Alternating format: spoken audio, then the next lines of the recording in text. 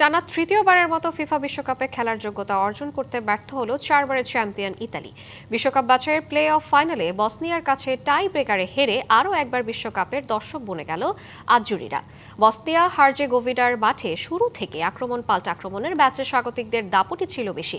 তবে একের পর এক সেভ করে বসনিয়াকে হতাশ করেছিলেন ইতালিয়ান অধিনায়ক ও গোলকিপার জিয়ানলুইজি দোনারুমা।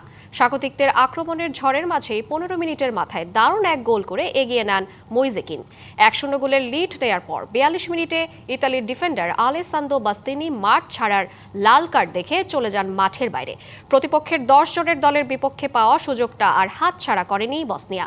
79 মিনিটে ম্যাচের সমতা ফেরায় বসনিয়া। গোল করেন হ্যারিস তাভাকোভিচ। বাকি সময় আর কোনো গোল না হওয়ায় ম্যাচ গড়ায় টাই ব্রেকারে। সেখানেই 4-1 ব্যবধানে ম্যাচ জিতে এক যুগ পর বিশ্বকাপে জায়গা করে নেয় বসনিয়া হার্জেগোভিনা। নগদ নিয়ে এলো হার না মানা হার অফার। সর্বনিম্ন 10,000 টাকা রেমিটেন্স নগদে পাঠালে থাকছে স্বর্ণের হার জেতার সুযোগ।